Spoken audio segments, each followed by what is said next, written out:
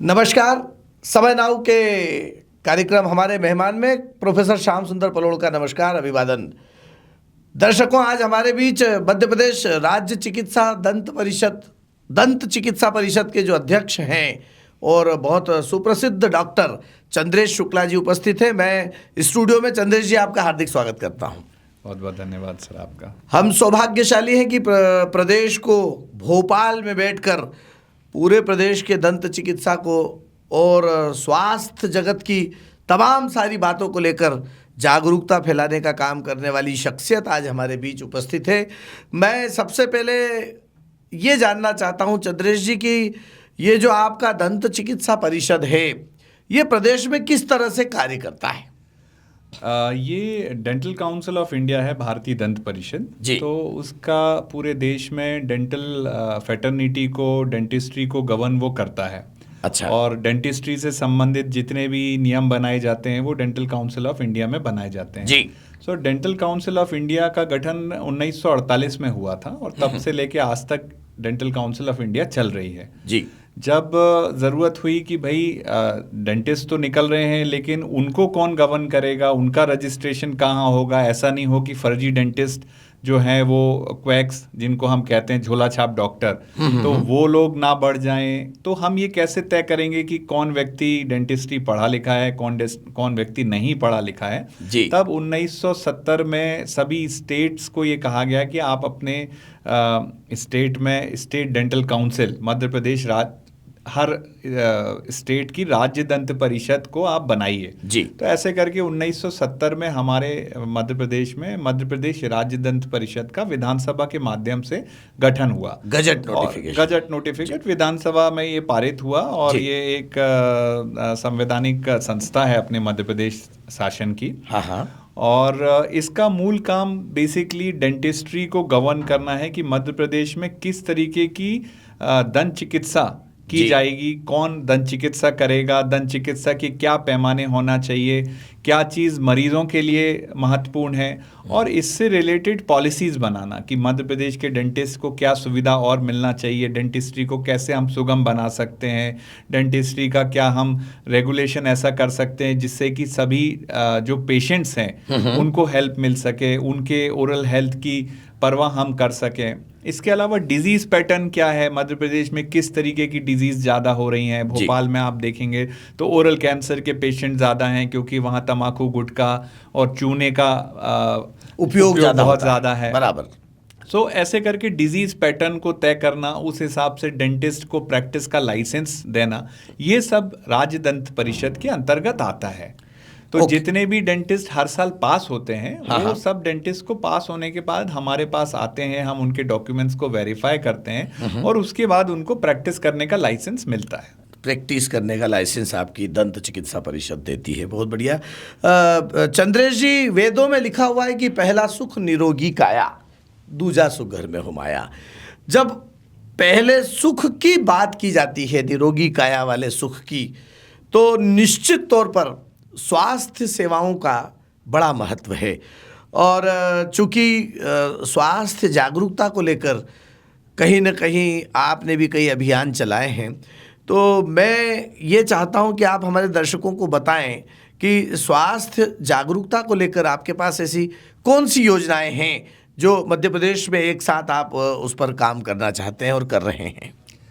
देखिए, जैसा आपने कहा कि पहला सुख जो है वो निरोगी काया है, तो इस बात में कोई शक नहीं है कि कोई भी अच्छा व्यक्ति अगर बहुत अच्छा व्यक्ति है, बहुत खुश है, लेकिन अगर उसके दांत में दर्द है या दांत में कोई तकलीफ है तो उसकी खुशी जो है कहीं ना कहीं खो जाती है। बराबर। तो अगर हम बोलें कि अगर हमें स्वस्थ रहना है तो स्वस्थता की शुरुआत जो है हमारे मुंह से होती है, क्योंकि अगर हम अच्छे से खाना खाएंगे, अच्छे से खाने को चबाएंगे तो उसका हाजमा भी अच्छा होगा, उसका न्यूट्रिएंट जो है, उसके न्यूट्रिशंस हमको प्रॉपरली मिलेंगे। बराबर। तो इस तरीके से अगर कहा जाए कि खाने की शुरुआत हमारे मुंह से होती है, तो अगर मुंह हमारा स्वस्थ है तो बहुत सारी चीज़ें हमारी वैसे ही स्वस्थ हो जाती हैं। बराबर। सो मुझे लगता है कि अभी मध्य प्रदेश में ओरल हेल्थ अवेयरनेस फैलाने की और ज़्यादा ज़रूरत है। हमने अभी एक नया नियम बनाया है जिसके तहत अभी इवन आज की ही मीटिंग में हमने ये तय किया है कि हर डेंटिस्ट को अपना रजिस्ट्रेशन रिन्यू कराने के लिए, जब वो हमारे पास रजिस्ट्रेशन करते हैं तो उनको 5 साल का रजिस्ट्रेशन मिलता है। सो हर 5 साल बाद उसको हमारे पास रजिस्ट्रेशन रिन्यू कराने के लिए आना पड़ता है। सो हमने ये नियम बनाया है कि हर डेंटिस्ट को अपने क्लिनिक में या एक कम्युनिटी प्लेस पे एक डेंटल हेल्थ चेकअप कैंप लगाना अनिवार्य है। अच्छा। कि हर साल जब वो एक कैंप लगाएगा तो 5 साल में वो 5 कैंप लगाएगा, और 5 साल में जब हमको वो रिपोर्ट देगा कि मैंने इतने कैंप लगाए हैं, उस हिसाब से हम उसका रजिस्ट्रेशन को रिन्यू करेंगे। पहली चीज़। दूसरी चीज़, आज हमारे प्रदेश में लगभग 16,000 डेंटिस्ट हैं। अच्छा। और अगर 16,000 डेंटिस्ट हैं तो 16,000 डेंटिस्ट अगर हर साल कैंप लगाएंगे तो लगभग 16,000 कैंप हमारे मध्य प्रदेश में होंगे। और 16,000 कैंपों में जब पेशेंट जाएगा तो उसको ओरल हेल्थ अवेयरनेस के बारे में बताया जाएगा, जो कि उसको स्वस्थ रहने के लिए एक बहुत इंपॉर्टेंट चीज़ बनेगा। आपने कई सारी रिसर्च में देखा होगा, इवन मेरी पीएचडी जो है वो भी टूथ ब्रशिंग में है। तो उसमें मैंने ये चीज़ जानी कि मसूड़ों से संबंधित चीज़ें हार्ट अटैक का भी कारण बन सकती हैं। सो जो डेंटल डिजीज़ हैं उनका अपना बहुत इम्पॉर्टेंट रोल है हमको हेल्दी रखने के लिए जी। सो ये अगर कहा जाए कि एक अच्छा ओरा फ्लोरा, मतलब जो आपका मुंह है वो आपके शरीर में होने वाली सारी बीमारियों का सूचक भी बन सकता है जी। तो मुझे लगता है कि अगर हम निरोगता की बात कर रहे हैं तो निरोग होने के लिए सबसे पहला जो है वो ओरल हेल्थ अवेयरनेस फैलेगी, लोग ओरल हेल्थ उनका ठीक होगा, देन उनके लिए निरोगी बनने के लिए ये एक बहुत इंपॉर्टेंट स्टेप होगा। चंद्रेश जी, आप भारत के ऐसे पहले दंत चिकित्सक हैं जिसको यूके में, यूनाइटेड किंगडम में हाउस ऑफ लॉर्ड्स में, जिसे कि लंदन की जो सबसे बड़ी संसद है विश्व की, वहाँ से ओरल हेल्थ अवेयरनेस को लेकर अंतर्राष्ट्रीय अवार्ड प्राप्त हुआ, और वो भी हाल ही में भी 11 अक्टूबर 2025 को अवार्ड प्राप्त हुआ है। तो उस अवार्ड की प्राप्ति के बाद आप भारत में, प्रदेश में ओरल जो हेल्थ अवेयरनेस है, इसका कोई मिशन, इसका कोई अभियान चलाना चाहते हैं? अगर ऐसा है तो आप हमारे दर्शकों को वो भी जानकारी दीजिए। देखिए, पहले तो आपका धन्यवाद इस अवार्ड के लिए। आपने दर्शकों को बताया जी। और अपने आप में ये बड़ा प्रतिष्ठित अवार्ड है, क्योंकि हाउस ऑफ लॉर्ड्स में मुझे ग्लोबल फोरम की तरफ से दिया गया है जी। और मैं उसके लिए यूके गया था, और मुझे अपने आप में बहुत ही सम्मान की अनुभूति हुई जब मैं देखता हूँ कि भारत आज इतना आगे बढ़ रहा है, और भारत के साथ हम लोग भी आगे बढ़ रहे हैं। और अपने आप में मैंने देखा कि भारत का सम्मान पिछले 10 सालों में बहुत ज़्यादा बढ़ा है, पिछले 10-15 सालों में बहुत ज़्यादा बढ़ा है। और उन लोगों ने, वहाँ के लोगों ने इस बात को रिकॉग्नाइज़ किया कि इतने बड़े मासेस को, इतनी बड़ी जनता, जहाँ हमारी इतनी सारी जनसंख्या है, और इतने सारी जनसंख्या को हम ओरल हेल्थ अवेयरनेस फैलाने के लिए हम ये सब काम कर रहे हैं। और मैं बताना चाहूँगा कि 2008 में मैंने पहला इसके लिए मूवमेंट चालू किया था, जिस मूवमेंट का नाम मैंने स्वतंत्रता एक मुक्ति रखा था जी। और वो तंबाकू के लिए, तंबाकू एंड धूम्रपान के लिए। और उस प्रोजेक्ट की सबसे खास बात ये थी कि मैंने सारे कॉलेज स्टूडेंट्स को उसमें टारगेट किया था, क्योंकि कॉलेज स्टूडेंट एक ऐसा स्टूडेंट होता है जिसको कि वो लत उसी समय लगी होती है जिस समय वो कॉलेज में आया होता है। बिल्कुल। तो जब कॉलेज में वो लत लगी है तो उस लत को छोड़ना कहीं ना कहीं आसान होता है। सो मैंने एक बहुत अच्छा प्रयोग किया था। मैंने वो जो स्मोकिंग करने वाली जो 2 फिंगर्स थी, उनको मैंने टेप से टाई किया था स्टूडेंट्स की, और उनके मदर और फादर का नाम उसमें लिख दिया था, ताकि जब वो सिगरेट पीने की कोशिश करें तो उनको अपने मदर फादर का नाम उसमें दिखे और वो शायद स्मोकिंग को छोड़ दें। बिल्कुल। तो वो चीज़ काफ़ी ज़्यादा रिकॉग्नाइज हुई कि ये एक अच्छा प्रयोग था, जिस प्रयोग का डेफिनेटली बहुत ज़्यादा फ़ायदा भी हुआ। दूसरी चीज़ कि ओरल हेल्थ अवेयरनेस को बढ़ाने के लिए मुझे लगता है कि अभी तो ओरल हेल्थ अवेयरनेस की ज़रूरत बहुत ज़्यादा है। सरकार भी इसके लिए प्रयास कर रही है, क्योंकि आप देखते हैं हर 6 मिनट में एक व्यक्ति ओरल कैंसर की वजह से ख़त्म होता है। हर 6 मिनट में एक व्यक्ति ओरल कैंसर की वजह से मर रहा होता है। बहुत दर्दनाक और बहुत तकलीफ देह मौत होती है वो, बहुत, क्योंकि मुंह से आप खा नहीं सकते हैं, मुंह से आप बोल नहीं सकते हैं। सो कहीं ना कहीं ये चीज़ जो है अभी अवेयरनेस को और ज़्यादा क्रिएट करने की ज़रूरत है। तो सोशल मीडिया के माध्यम से मैं सबको रिक्वेस्ट करता हूँ, हमारे डेंटिस्ट को, कि भाई सोशल मीडिया के माध्यम से आप ज़्यादा से ज़्यादा चीज़ें बताइए पेशेंट्स को। ब्रश कैसे करना है, कुल्ला कैसे करना है, कौन सा ब्रश करना है, कौन सा पेस्ट करना है, खाने में क्या खाना है, खाने में क्या नहीं खाना है। ये जो छोटी छोटी बातें अगर हम लोगों को करते हैं तो ये उनके लिए बहुत ज़्यादा मददगार होती हैं। एक और महत्वपूर्ण बात बताइए कि यूके में और भारत में इसको लेके क्या समानता आपको पाई जाती है, इन सब चीज़ों को या इन विषयों को लेकर? चूँकि आपने वहाँ जाकर अवार्ड प्राप्त किया है, वहाँ की भी काफ़ी आपने स्टडी की, जानकारी प्राप्त की, हमारे यहाँ का भी परिदृश्य आपको पता है, तो क्या कोई मूल अंतर दिखाई देता है? देखिए उनके यहाँ बस ये है कि उनके यहाँ पर थोड़ा सा ओरल हेल्थ अवेयरनेस ज़्यादा है, उनके यहाँ ब्रशिंग ज़्यादा है। हमारे यहाँ बहुत सारे लोगों को इस बात की जानकारी नहीं है कि ब्रश कैसे करना है, कौन सा पेस्ट करना है। तो अवेयरनेस उनके यहाँ ज़्यादा है। उनके यहाँ डेंटिस्ट के पास लोग ज़्यादा जाते हैं। उनके यहाँ हर 6 महीने में डेंटिस्ट के यहाँ जाकर ओरल हेल्थ अवेयरनेस को चेक कराना मैंडेटरी होता है, या प्रायः सभी लोग ये जाना, मतलब उनको भेजना नहीं पड़ता, वो खुद से ही जाते हैं। हमारे यहाँ जब किसी व्यक्ति को तकलीफ हो जाती है तभी वो डेंटिस्ट के पास जाता है। तो prevention is better than cure की जो हम बात करते हैं कि अगर आप डेंटिस्ट के पास हर 6 महीने में जाते हैं तो आपके मुंह में जो बीमारी होने वाली है, क्योंकि डेंटल की बीमारी की खासियत ये है कि वो बीमारी एक दिन में नहीं होती है, उसको होने में समय लगता है। तो जब आप 6 महीने में डेंटिस्ट के पास जाते हैं तो इससे आपको भी पता चलता है कि आपके मुंह में क्या बीमारी पनप रही है या पनप सकती है, जिसको कि आप रोक सकते हैं। तो ये जो सबसे बड़ा डिफरेंस है अवेयरनेस का, तो अवेयरनेस का डिफरेंस जो है वो इम्पॉर्टेंट। हालांकि वहाँ डेंटिस्ट की कमी है और इसके लिए मैं हाई कमीशन वहाँ गया था, जो भारत का उच्चायोग है, वहाँ पर मैं गया था और वहाँ पर मेरी जो अधिकारियों से बातचीत हुई तो उसमें ये तय हुआ कि कुछ ऐसा वॉलेंट्री कैंप चलाया जाए जिसमें कि यूके के डेंटिस्ट हमारे मध्य प्रदेश भारत में आ सके और हमारे डेंटिस्ट यूके में जा सकें, उनके अंडर प्रिविलेज एरिया या जहाँ पर डेंटल की बीमारियाँ ज़्यादा हैं, to understand the disease process की कौन सी बीमारी, कौन सी ओरल बीमारी वहाँ पर ज़्यादा मिल रही है, कौन सी ओरल बीमारी हमारे यहाँ पर है, और हम मिलकर रिसर्च कर सकें ताकि हम उनसे कुछ सीख सकें, वो हमसे कुछ सीख सकें और अल्टीमेटली उसमें भला हमारी पब्लिक का हो सके। एक और विषय है चंद्रेश जी, आपने 2018 में कोविड से पहले विश्वविद्यालय की 1 लाख छात्राओं के हीमोग्लोबिन के गिरते स्तर को लेकर एक बहुत अच्छा मिशन चलाया था मध्य प्रदेश में। हमारे लिए बहुत खुशी की बात है कि आपका वो कामयाब मिशन, जिसका नाम था वो स्वस्थ नारी स्वस्थ प्रदेश, ऐसा वो मिशन था। तो वो प्रेरणा आपको कहाँ से मिली? बड़ा अनफॉर्चुनेट होता है जब आप ऐसे किसी समृद्ध परिवार की बच्ची को देखते हैं जी, जिस बच्ची के घर में किसी चीज़ के खाने की कमी नहीं है, उसको जूसेस की कमी नहीं है, उसको हरी सब्जियों की कमी नहीं है, और उसके बाद भी उसका हीमोग्लोबिन जो है वो कम होता है। अक्सर मेरे क्लिनिक में ऐसे पेशेंट आते थे, क्योंकि मैंने बताया ना कि जैसे ओरल जो आपका मुंह होता है वो सारी बीमारियों का सूचक होता है जी। तो अगर किसी को हीमोग्लोबिन की कमी है तो भी वो चीज़ पता चल जाती है। बराबर।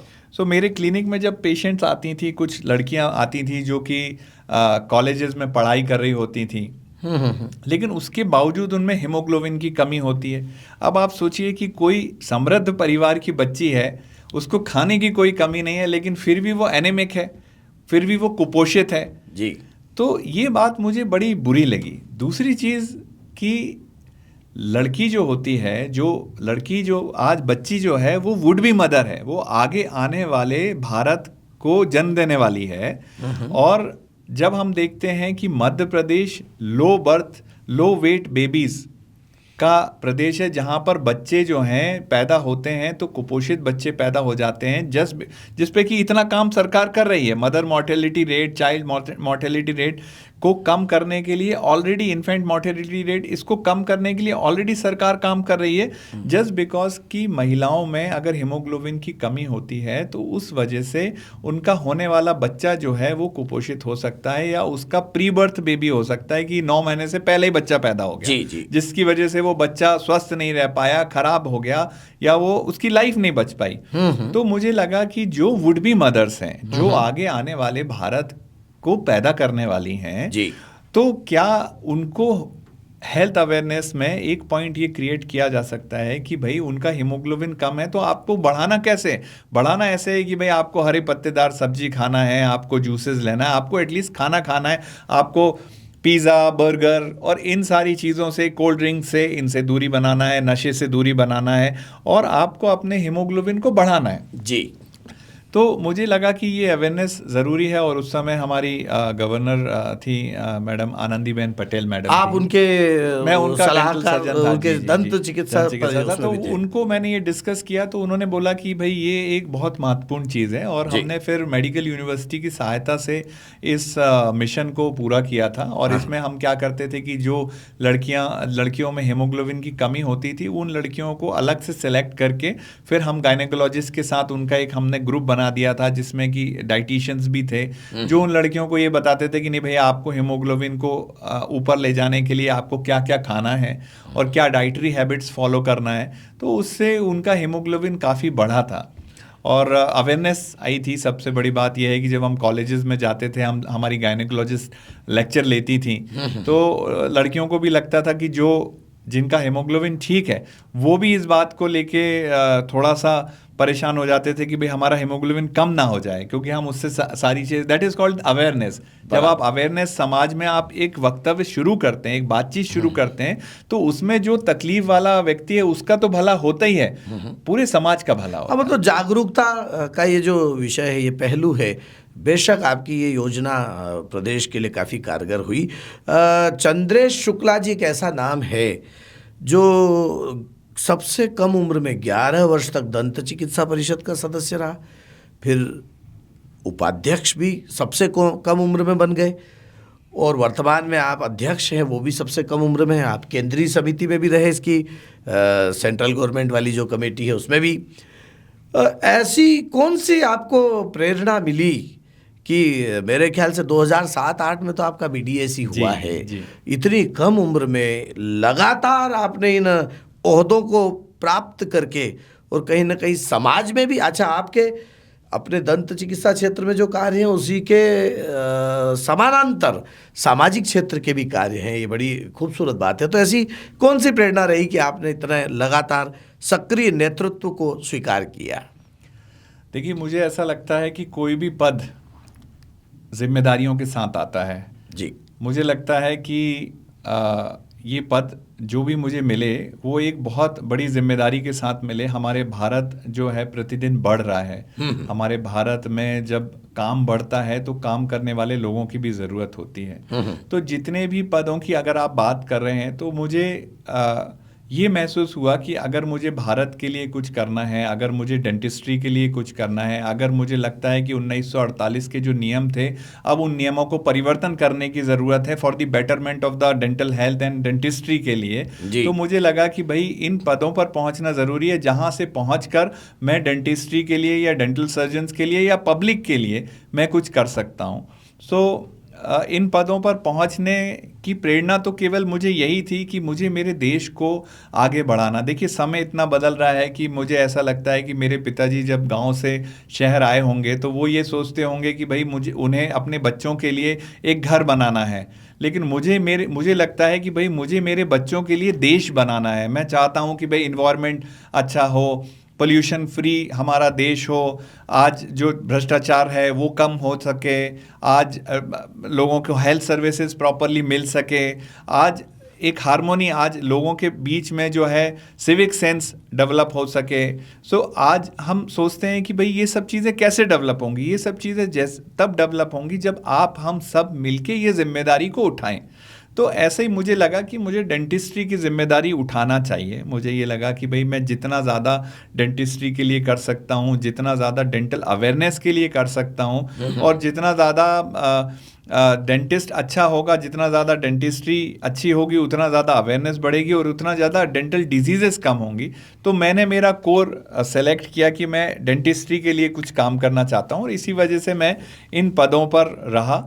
और इन पदों पर रह के मैंने कोशिश किया कि ये पदों से मैं कितना ज़्यादा सार्थक प्रयास कर सकता हूँ अपने देश को और बेहतर और एक समृद्ध देश बनाने के लिए। बहुत बढ़िया। डॉक्टर साहब, जाते जाते युवा दंत चिकित्सकों को समाज के प्रति उनके उत्तरदायित्व को लेकर आप क्या संदेश देना चाहेंगे? देखिए, पहली चीज़ तो मैं यही कहना चाहता हूँ कि डेंटिस्ट हो या समाज का कोई भी व्यक्ति हो, हम सब तो बराबर हैं। ये समाज तो हमारा है, ये प्रदेश हमारा है, ये देश भी हमारा है जी। और इसको अच्छा बनाने की जिम्मेदारी तो हमारी है जी। अगर हम एक जो सामान्य नागरिक कर्तव्यों की हम बात करते हैं, कॉमन सिविक सेंस, ये हम डेवलप करें, हम कोई गलत काम ना करें, ये सबसे ज़्यादा इम्पॉर्टेंट है। हम डेंटिस्ट्री, हमारे पास अगर कोई पेशेंट आ रहा है तो ही शुड बी सेटिस्फाइड कि भाई मैं इस डॉक्टर के पास आया हूँ, मेरा इलाज अच्छा हो रहा है। मेरा इलाज, लोग बोलते हैं कि अरे डेंटिस्ट ने, किसी भी डॉक्टर ने ज़्यादा पैसा ले लिया, ऐसा कर लिया, वैसा कर लिया, तो ऐसा कोई ना बोले। उसके लिए हमें प्रयास करना है कि हम एक अच्छा, समृद्ध, एक स्वस्थ मुख वाला भारत बना पाएं। उसके लिए हम क्या प्रयास कर सकते हैं? हमें केवल और केवल इस चीज़ पे ध्यान देना चाहिए। और मुझे लगता है कि सबसे इम्पॉर्टेंट चीज़ ये है कि we are the role model of the society. तो हमें कोई ऐसा काम नहीं करना चाहिए कि समाज हमसे कुछ अच्छा सीखने की जगह समाज हमारी बुराई करे। तो हमें कुछ ऐसा करना चाहिए कि समाज हमें रोल मॉडल मान के हमारी अच्छी चीज़ों को अपनाने का काम करे। ये बहुत महत्वपूर्ण है। दर्शकों, समाज में विविध अस्वस्थता की परिस्थितियों को देखते हुए और सामाजिक जिम्मेदारियों के निर्वहन पर चिकित्सकों की क्या भूमिका हो सकती है, ऐसे तमाम विषयों और विविध आयामों पर, बहुधा आयामों पर मुक्त कंठ जिन्होंने अपने विचार अभिव्यक्त किए, मध्य प्रदेश की राजधानी भोपाल से हमारे बीच उपस्थित हुए मध्य प्रदेश दंत चिकित्सा परिषद के युवा अध्यक्ष आदरणीय डॉक्टर चंद्रेश शुक्ला जी ने जो विचार हमें आज दिए हैं, जो आपके लिए बहुत उपयोगी बातें बताई है, मैं समय नाउ परिवार की ओर से चंद्रेश जी आपका हार्दिक आभार व्यक्त करता हूँ। धन्यवाद। बहुत धन्यवाद। प्योर श्योर दूध और घी, माँ के प्यार सा, मिलावट से दूर, भरोसे से भरपूर, प्योर भी श्योर भी।